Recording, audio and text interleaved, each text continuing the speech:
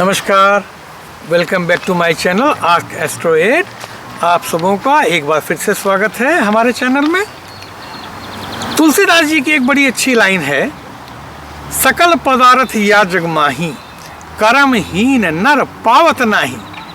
मतलब कि इस विश्व में सब चीज़ है, सबके लिए है, लेकिन जो कर्म से हीन होता है, भाग्यहीन होता है, उसको कुछ नहीं मिलता है। अब ये भाग्य क्या है? देखिए, जो इन्होंने तुलसीदास जी ने कहा कर्म हीन नर पावत नाही। यहाँ कर्म जो है दो प्रकार से है।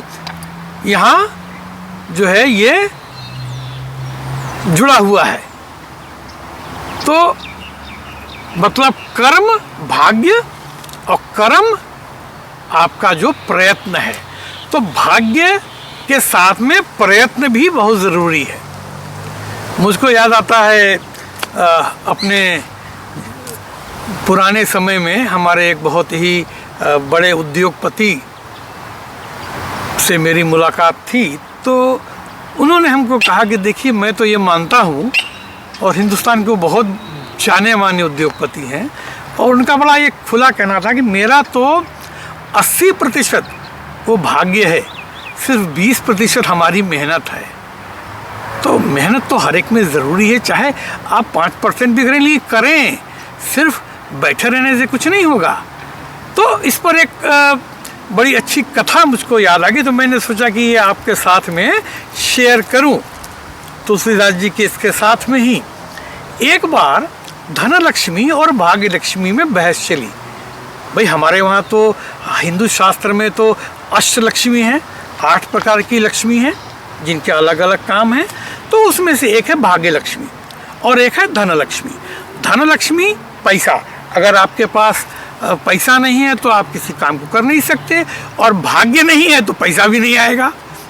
तो धनलक्ष्मी और भाग्यलक्ष्मी में बहस चली कि कौन सबसे बड़ा है, किसकी पूजा सबसे पहले होनी चाहिए, who is mightier than among both.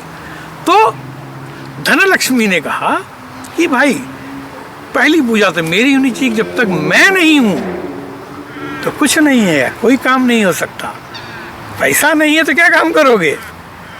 तो भाग्यलक्ष्मी ने कहा नहीं, अगर मैं नहीं हूँ तो तुम भी नहीं हो, याद रखो।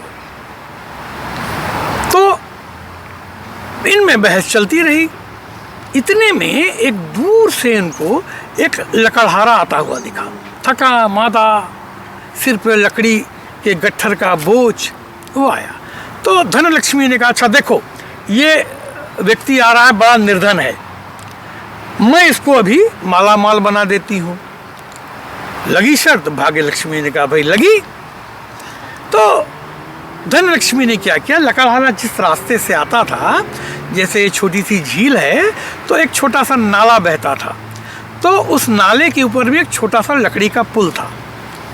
तो धनलक्ष्मी, और जाने का रास्ता वही था, धनलक्ष्मी ने क्या किया कि वो अशर्फियों का एक ढेर बन के पुल के बीचों बीच बैठ गई,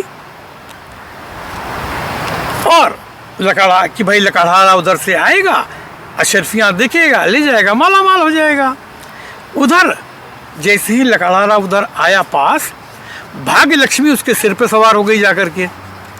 तो लकड़हारे के मन में विचार उठा कि क्यों ना हम आज तक इतने दिनों से, सालों से जंगल जाते हैं, लकड़ी काटते हैं, इसी को पार करते हैं, शहर जाते हैं, 2 रुपए की लकड़ी बेचते हैं, नून तेल खरीदते हैं, खाना बनाते हैं, खाते हैं, फिर अगले दिन हम जाते हैं। तो क्यों ना हम इस पुल को आज देखें कि हम आँख बंद करके भी पार कर पाते हैं। हमने तो आज तक कभी किया नहीं पार। अब देखिए, भाग्यलक्ष्मी सिर पे सवार है। अब पुल के समीप आते ही उसने आंखें बंद कर ली, और आंख बंद करके वो अशर्फियों की ढेरी को लांग करके वो आगे निकल गया, रह गया। तो कहने का तात्पर्य यह है, जब भी आप कोई काम करने जाते हैं, याद रखिएगा, आपके दिल में 2 तरह की बात आती है।